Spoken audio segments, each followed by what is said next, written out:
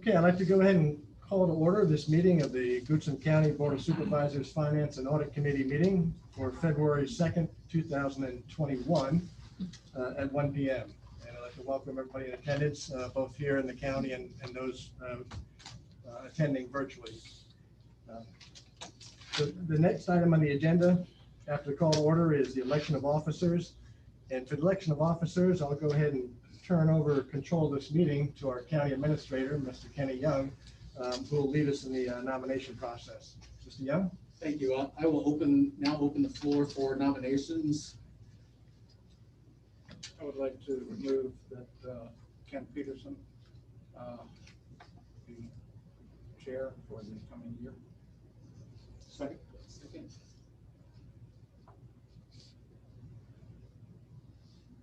All those in favor? Aye.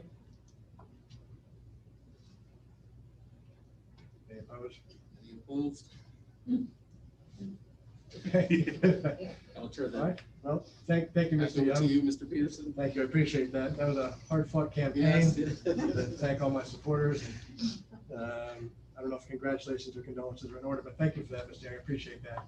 The next item, obviously, is to nominate a vice chair, and I'd like to go ahead and nominate my colleague, Supervisor Don Sharp, to be the vice chair for the coming year.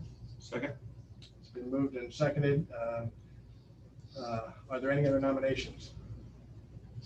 All right, hearing none, we'll close the nominations. All in favor of Mr. Don Sharp serving as vice chair, please signify by saying aye. Aye. Any opposed, nay? Anybody abstaining?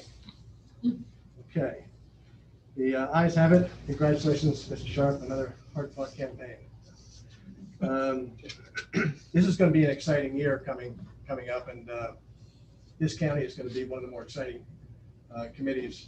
This committee is going to be one of the more exciting committees to be on this year because we've got a lot to do, a lot of heavy lifting, and it's going to add, hopefully add a lot of value to the county, our efforts. So that we look forward to a good year coming up.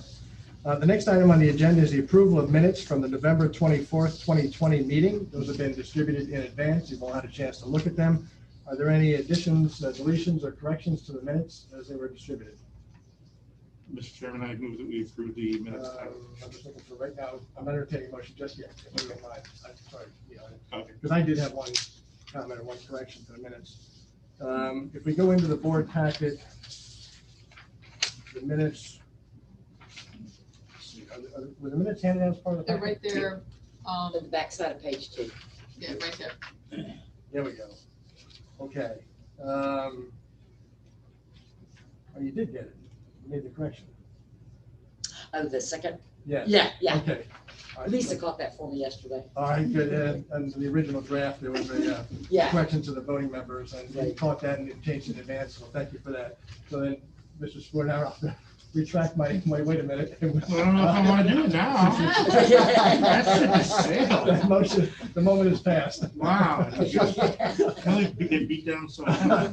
Well, I move that we approve the minutes as presented. thank you. We've got a motion. Do we have a second? Second.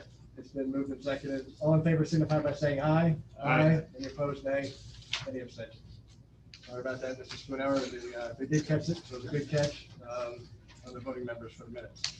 Okay, that was the next item on the agenda. Now we move to the fiscal year 2021 second quarter results. And I'm going to turn that over to Ms. Horlacher to walk us through the FY21 second quarter results. Yes, and we have some budget amendments and transfers to look at as well. So, second quarter is looking, the results are looking very good compared to budget. I'll remind you all again that 21 is sort of an odd year because it's a COVID budget, I keep calling it. So revenues are coming in about $5 million above budget, expenses $2.5 million under budget. If this results at continue at the end of the year, we'd have an operating surplus of about $7 million. And then keep in mind, though, we have already committed 5.3 of that to the CIP, and we'll be doing some CIP amendments today. And of course, we're transferred to the Office of Children's Services. So we would have a net change in fund balance of about $1 million. But again, that's at this point of the year. We may see that change as we get further in the year. We'll be well within all our policies at the end of the year. Debt service, of course, we have very low debt service right now. And our fund balance and revenue stabilization policies. And I'll go right into the transfers and amendments, and then I'll take any questions. So halfway through the year, we're looking at the general fund departments, and we're seeing some areas where we'd like to do some transfers from the reserve for contingencies. As you recall, we set up a rather large contingency this year, knowing that it would be kind of an odd year. So we have about almost 400,000 left in contingencies right now. We are asking for transfers to convenience center, to their contracted hauling, basically just a use question, more contracted hauling than we expected. General services, contracted services, that's primarily to continue the COVID type cleaning and maintenance services that we no longer have CARES Act funds for. Grounds management, contracted services, primarily to fill in for some employees that were out due to COVID. Experiences, workers' comp audit, running about 30,000 over what we had planned, and so they billed us for the difference once the audit was completed. County administration, transcription software, 50,000. That's for the first year maintenance and startup costs, and then next year the ongoing maintenance will be shared with the schools. And that's a total of 176 we would be transferring from reserve for contingencies, and would still leave it almost a $200,000 balance in that account. The CIP amendments, these are all coming from assigned fund balance. We finished the Gateway Sign project for about 150,000. Replace the sports complex for do some parking lot improvements, specifically at Hidden Rock, and then perhaps others. Security cameras and improvements throughout the county, and some roof maintenance at the business center for a total of 495,000 from the assigned fund balance. And so are there any questions? Generally, once we discuss it, you make a recommendation to pass this on to the board, and then I announce that the audit committee approved these in their meeting. So any questions on transfers, second quarter projections, amendments? Any questions for Barbara? The only question I have on second quarter, and you may not know the answer to this yet, is do we know when there's a plan to get sort of the blessing on all the money we paid for CARES funds, that it was all approved and that we won't have to pay back? We're still waiting for the audit from last year's CARES money. Now, she did contact us the other day. I don't know if that meant they're getting ready to audit it, but they still have not audited the actual FY20 money. So no, the answer is no. We still don't know. Technically, unless they extend the deadline, it has to be done by the end of March.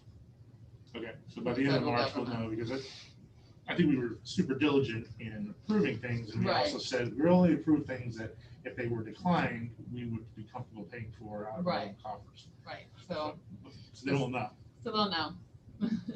But by the end of March, at least, so by the next time we meet, we should know. Hopefully, yes. We'll meet again with this committee in May. Thank you. Other comments, questions on this? I had one for you, Barbara, if you don't mind. Yes. No? There's a difference between the assessments which go on a calendar year and our budget, which goes on a fiscal year. And they're staggered by 6 months. So we're currently in both calendar 21 and fiscal 21. And the assessments have just gone out for the first half. We do that twice a year. And those are due those calendar year 21 assessment first half is due during the fiscal year 21 prior to fiscal year ending June 30th. Right. Does this reforecast and reprojection take into account the assessed values that just went out that'll be due in June, or are we still using the assumptions from the prior assessment? No, Does that I make sense? actually updated it, and so yes, this is reflecting the new assessment going out. It does. Okay. Good. I know there's a phase shift difference. There is, and 6 it's a months, challenge and when you budget, because when you budget, you have to you don't know. guess what the following year's assessment increase is gonna be. And our guess this time last year, I think, was conservative It is very conservative. versus what Yes. actually happened. And that's why I asked the question of, did we take into account that Yes, the reality as opposed to, and adjust the expectation, the forecast? right. It sounds like we did. Right. Okay. Do you know yet the total that we collected as a percentage of real estate taxes? The last time we talked, we were at like 95 or something like 95 that. or something like that. I haven't asked her for an update since then, so. I mean, yeah, this time last year, in April or March of last year, Free. I think we took that rate, expected collection rate down just a bit. But I think Right, we were trending much better than the but conservative. December, at least, going by December, we were doing really well. So we won't know how, well, obviously, we won't know how we're gonna do in June until we get to June, so. Sure. Okay. Mr. Chairman, Yes, sir. I know you and I have sort of traded some emails. Do you have any idea how we're going to account for the CBTA funding, since that has to be in a separate bucket per the guidance we've got? Yes, it is. We've already set up a separate fund, so when you see these reports, you actually won't even, I mean, unless I start including it, it won't be part of the general fund. It's in its own fund, the Okay. special revenue fund, and we'll probably treat that sort of like a CIP. The funds that go in have to be, the projects have to be done in that project, but, I mean, in that fund, but that's a good point, and, I think I can update you all hopefully in May as to what we've gotten so far in CBTA funds. Yeah, I'm just curious what that process, and how will have visibility to influence the process? Because Yeah. it looks like there might not be as much oversight required as I originally thought. Of the, Means we may of actually the localities Yeah. projects, yeah. Means we may actually get some stuff done. Yeah, and when we talk about CIP in March, they specifically did not use CBTA money yet in any of their projects, but, maybe by next year, that will change. I just met the new transportation guy yesterday, so I think he started yesterday. Thank you. Other questions, comments on either the second quarter budget numbers or the contemplated amendments and transfers? All right, so just to confirm, we don't need to take any action on the budget update, but on the transfers and on the amendments, we'll need to take some action there. And just to confirm again, the top of that matrix, the 176,000 in the hall, those are simply transfers that have already been budgeted and appropriated, and they're just being transferred from one account to another. Right, The bottom half, the CIP amendments, these are amounts that have been assigned, but they have not been appropriated yet. And so we've got a collection of transfers, and then also another group of, that needs to be appropriated and amend the budget to include those appropriations. Is that fair characterization, that's Barbara? very good, yes.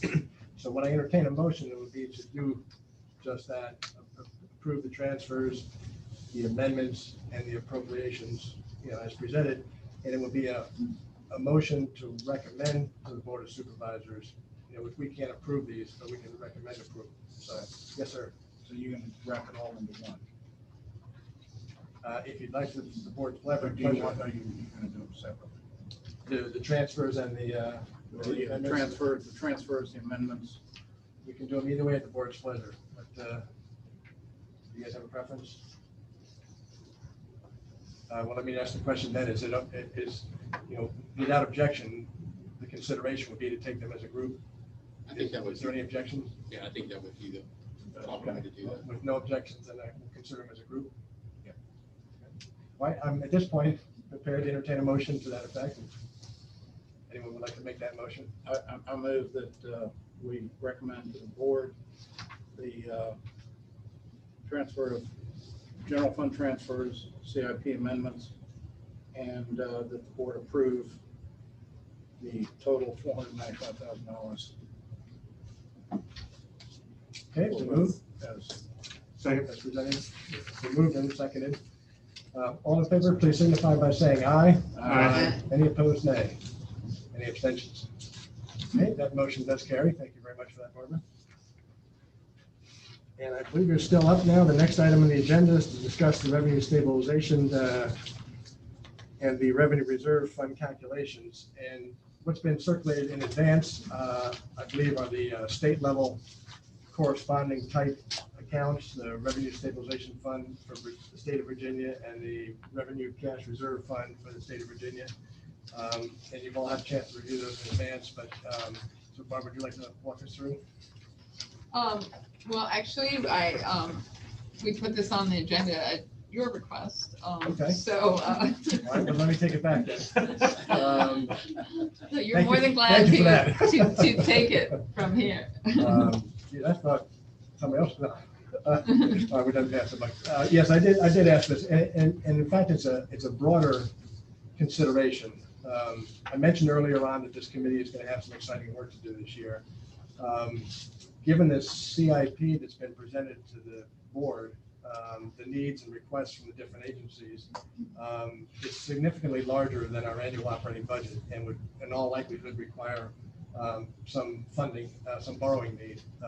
And of course, we're in an enviable position of having very low debt service right now. We do have a lot of unused capacity, so there is room in there to issue debt. But to prepare for that, one of the things we've considered doing is seeking a update to our credit rating with the 2 AAAs we have now, but then also adding a 3rd AAA from Fitch if that's possible. So that's something that's on the agenda for this coming year is to seek that additional credit rating. In order to do that, the credit rating agencies look at certain things when they determine their rating. And let me back up just a minute. Why is a AAA important? Why do we care about a AAA? There's at least 3 reasons that I can think of. One is when businesses look to relocate and set up shop, they kind of like to know that the jurisdiction that they're investing in is a reasonably stable jurisdiction, is financially solvent, and is not likely to change their cost of doing business in the near term by having to raise tax rates to fund budget deficits and those kinds of things. So when they look around, they look to see what the credit quality of the jurisdiction is to try to anticipate what their cost of business going forward would be.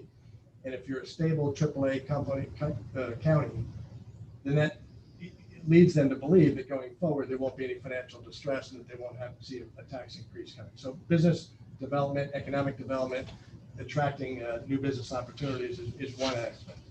A second one is the higher your credit rating, the lower the interest rate you pay on your debt. And a AAA is the highest rating possible. And if we were to get the AAA from 3 agencies, it would make us the highest rated county in the country. There's others with triple, but we'd be right up there in the mix, which means that we would be able to retain more of our tax dollars in Goochland and send fewer of those outside the county to service the debt, either to Wall Street or to banks or to whoever the investors are. So the higher the credit rating, the more tax dollars can remain in Goochland and don't leave the county to pay debt service. A third one is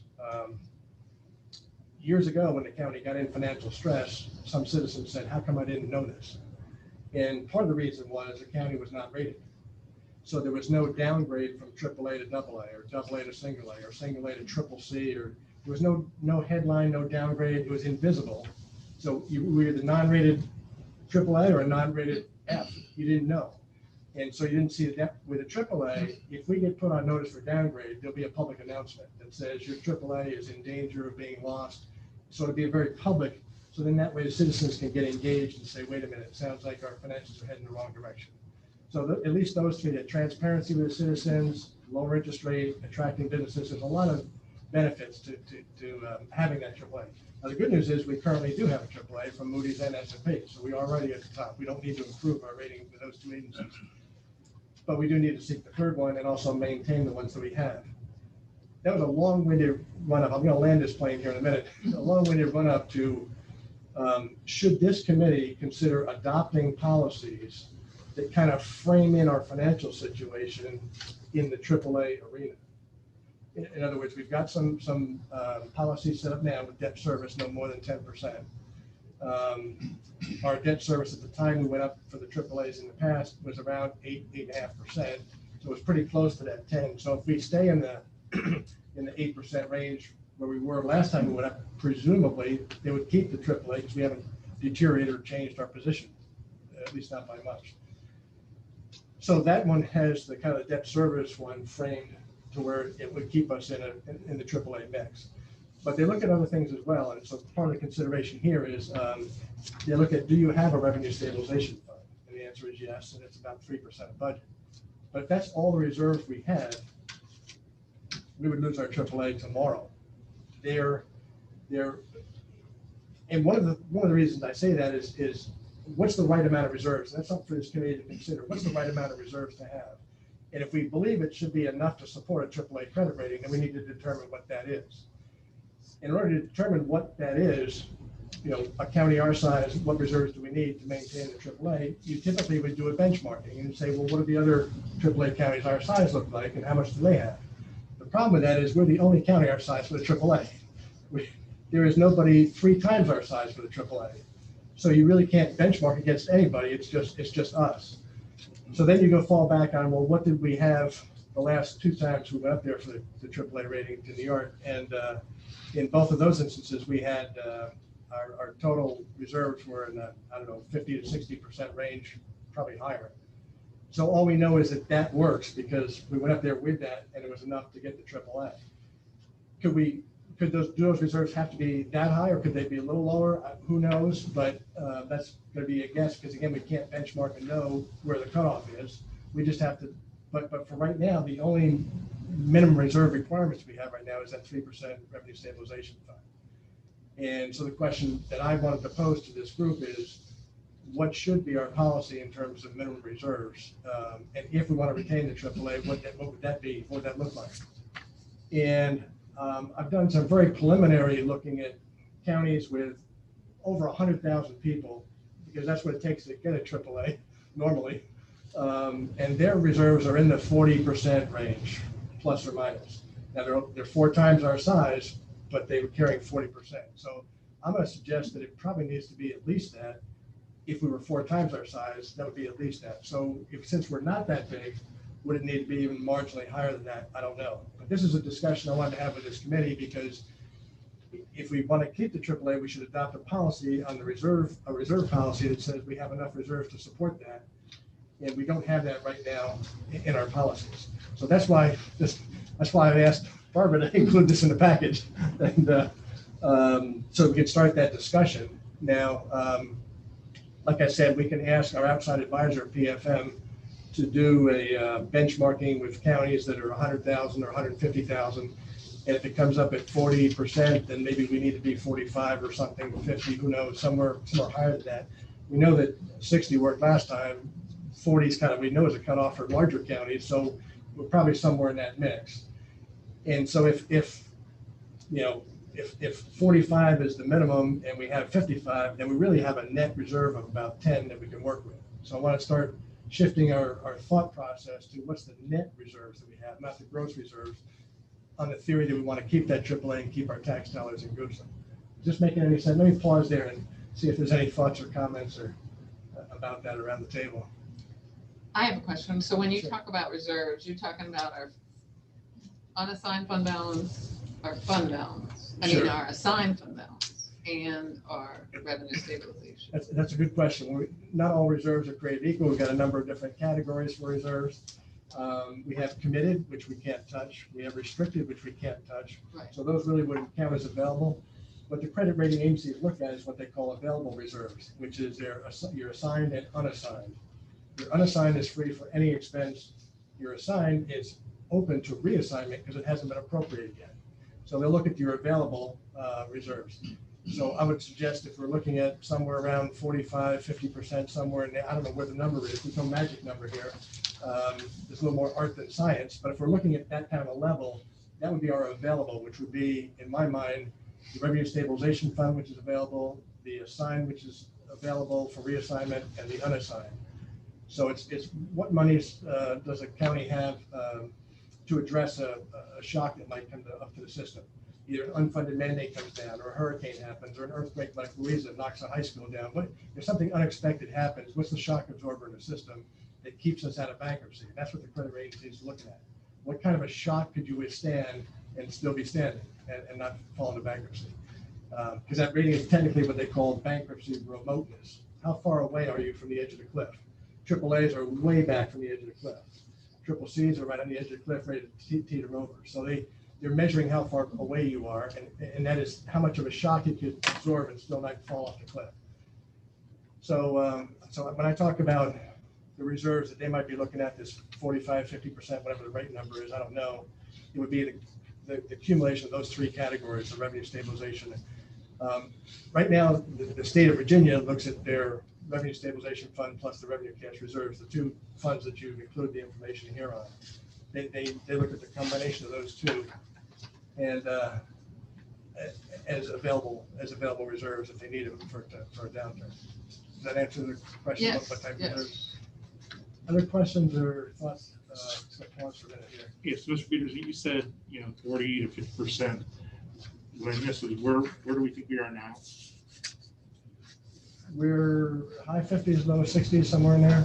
I think that one sheet you gave me showed 60. Yeah, and that's about where we were the last two times we went up there to get the AAA.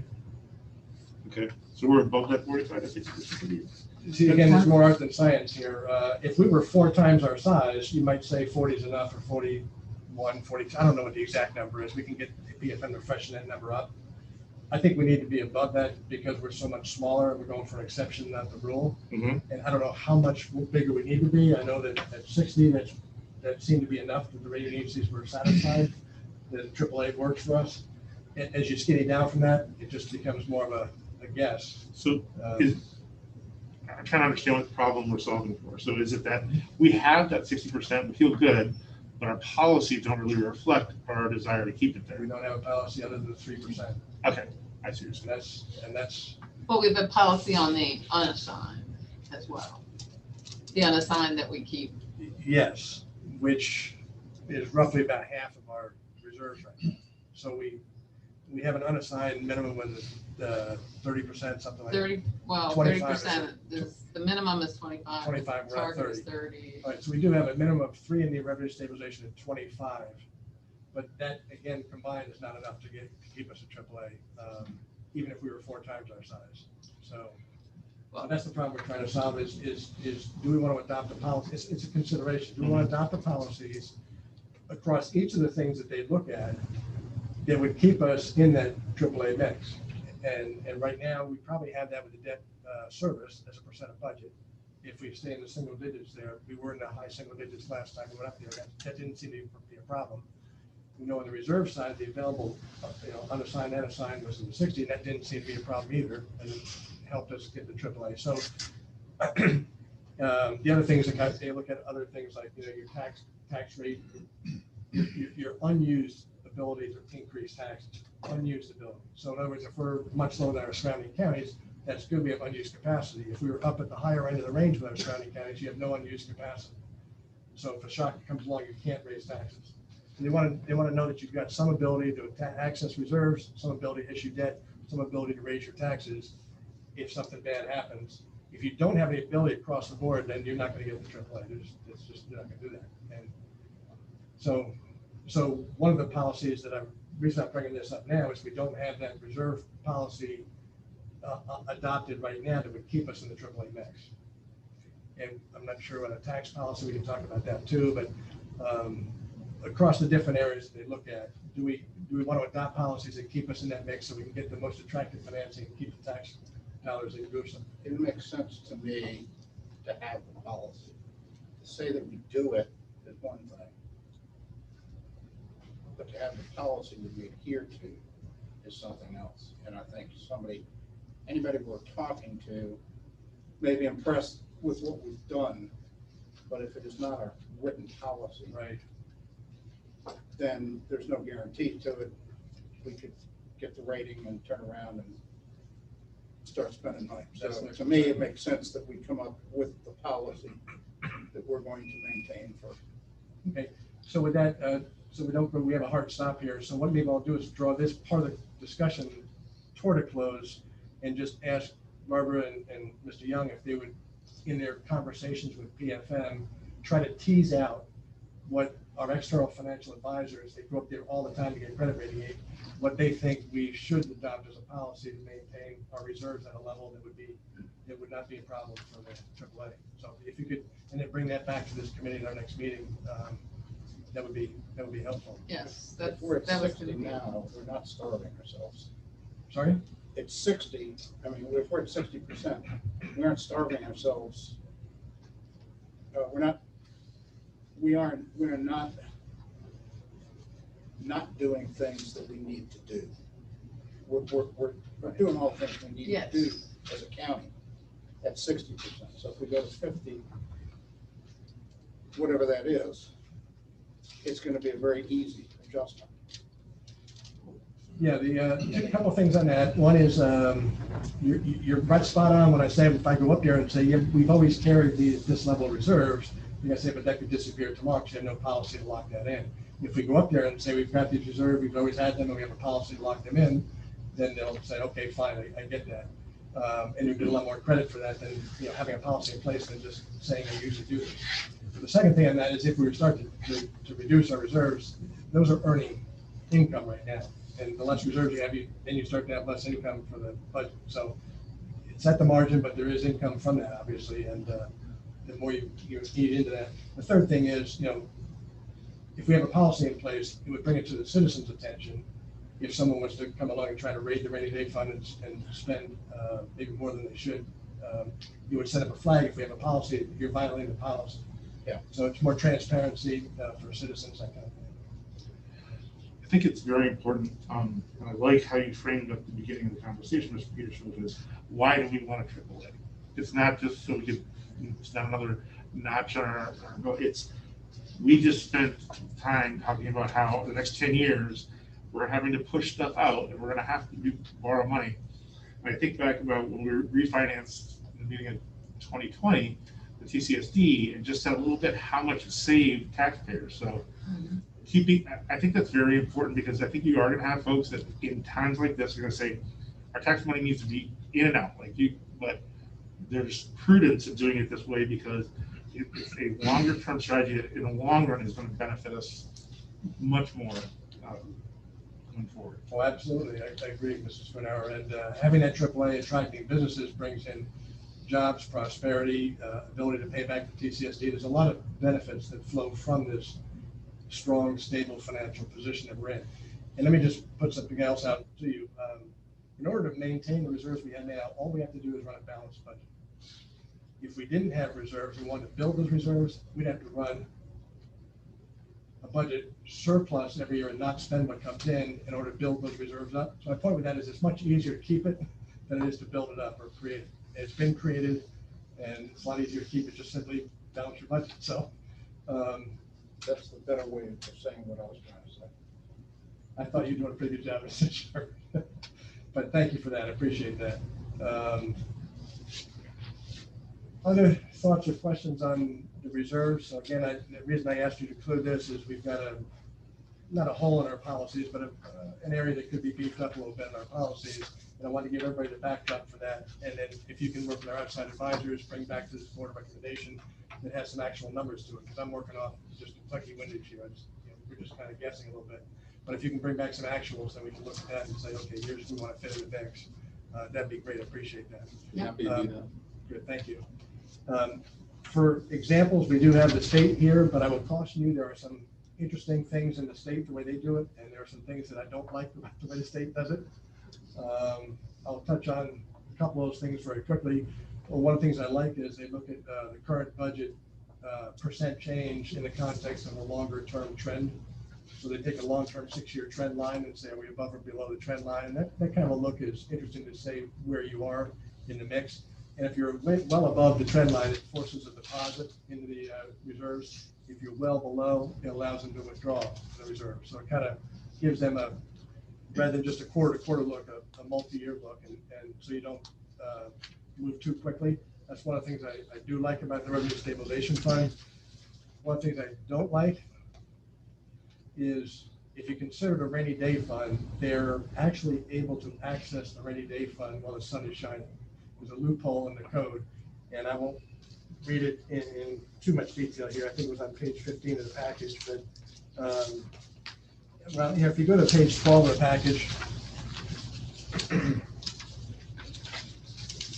it looks like this is a graph chart. In 07 at 1.2 billion, that was actually a cap. They capped their reserves at 1.2 billion at the time, and they were fully funded in that reserve. It turns out during the 08 crisis, that 1.2 was woefully inadequate. So the General Assembly adopted a state law that doubled the cap. It doubled the cap from 1.2 to 2.5, and it tied it as a percent of budget. So today it's actually 3 billion as their cap, because they decided 1.2 was not enough for the next downturn. Well, you can see what happened during the economic expansion for the next 10 years. They really didn't build the reserves at all. In fact, in 2016, this is 9 years into the economic, 8 years into the economic expansion, 8 years in the expansion, they had depleted 90% of their reserves, from 1.2 down to 200 million. And in 2016, Standard & Poor's issued a credit memo, and they called it, they put Virginia on negative watch for a possible downgrade, losing the AAA credit rating, because of their lack of reserves while the sun's shining, emptying the rainy day fund while the sun was shining. And that possible downgrade, by the way, Virginia, there's only about a dozen states that have a AAA. And if your state doesn't have a AAA, it's awful hard for a local jurisdiction to get a AAA, because if you're in a triple C state, it's awful hard for them to say, well, then that state could just pass unfunded mandates or bring money up from localities, tax localities. So you really can't. Well, we're lucky that we're one of the dozen or so that has a AAA, so that we can get a AAA. But when that Virginia gets put on credit watch for possible downgrade to AA, that would put some pressure on our credit rating as well. So we don't want to see that. We want to see that. And Virginia's had a AAA longer than any other state. And when they got put on possible watch for a downgrade to AA, that was a shot heard around the world. So that they decided they need to beef up the reserves a little bit. The problem is they didn't beef up the Revenue Stabilization Fund because it's a lockbox and there's only certain ways that you can access it. So they decided to put the money in a different fund called the Revenue Cash Reserve or whatever that doesn't really have those restrictions, so they can access it anytime they want. So you'll see the combined right now is this is up around 600 million in the Revenue Stabilization. And the other one is up around 500 or 600 million as well. So you're up around a billion one combined, versus the 3 billion cap. So it's still only less than a third funded. This 600 million in the rainy day fund compared to the 3 billion cap is only 20%. So the Revenue Stabilization Fund is 20% funded. And they were less than that going into this downturn. So where I'm going with all that is what I don't like is the loophole that allowed them to deplete the reserves while the sun is shining. And the way that loophole works is they work off a forecast. If they forecast 10% growth in state revenues, and they adopt a budget to spend and appropriate 10% growth, and it turns out in August, I guess, they do a reforecast. If they do the reforecast and it takes that down by more than 2%, so if it goes from 10% growth to 5% growth, because they reduced it by more than 2% in their forecast, they can access the rainy day fund because they've appropriated monies that they don't have coming in as a shortfall, even if the state is growing at rapid pace. So the loophole is if they happen to accidentally forecast overly optimistic projections, and then happen to accidentally forecast much more conservative going forward, that opens the door and opens the lockbox and they can access it. And that's how this got empty during the good times. So there are things in here, I don't want to necessarily look at this as, let's just adopt what they do, because I think there are some good things in what they're doing. There's mandatory contributions during the good times, which is good. But at the same time, there are some loopholes I don't think we need to adopt. So that's a long-winded way of saying you've got all the information here about what the state is doing. Some things are good, some things are not so good. I think we can look at it in the context of what we think, how we define rain, a rainy day. We can define it differently than a forecast that's overly rosy. So I'll leave everybody to look at those things on their own. But again, we can come back next time and talk about reserves, both the stabilization fund and the cash reserve type approach. Any other questions on reserves at this point? What the state does or what we do?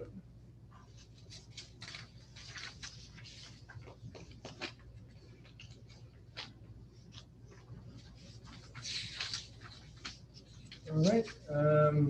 If there are no additional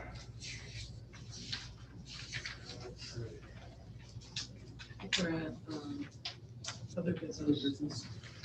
yeah, I just look at the reserve funds. Okay, the next item on the agenda is other business. Is there any other business that comes before this group? I just want to mention that we did meet with our financial advisor this morning, Mr. Young and I. Oh, And so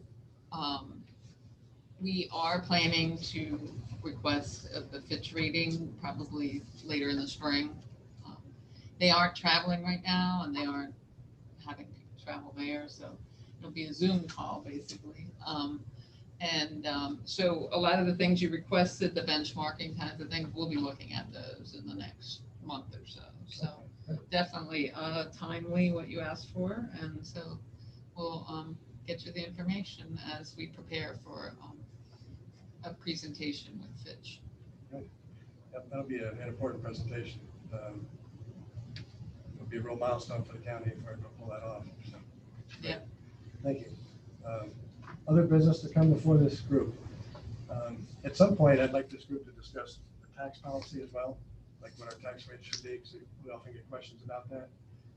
I think our underlying real estate rate has stayed stable for 15 years or so, and that provides that stable platform for people to look at when they look at coming in to do business. We're a lower rate, but we're also a very stable rate, and so this creates an expectation about future tax rates. The other thing is that we know certain taxes are regressive and that they hurt the lower income folks proportionally more. Whereas real estate being a flat tax, everybody pays the same rate, is a regressive tax, and that $100 extra or $500 extra coming out of people's pocket hurts those that have fewer dollars more. It's not like the income tax rate where the more your house is worth, the higher the rate. It doesn't go from 53 to 63 or 73 for the higher end homes. So it's more of a regressive rate. So we ought to think about what kind of tax policy we'd want to adopt to avoid regressive taxes and maintain a stable platform. And just right now we don't have a lot of detail in what we and this is more intentions. It's not going to be necessarily set a rate, but it's just communicating what our philosophy is, what policies are. So we can have a discussion at a later meeting on that as well, tax policy. Other business to come before this group. We covered a lot of ground.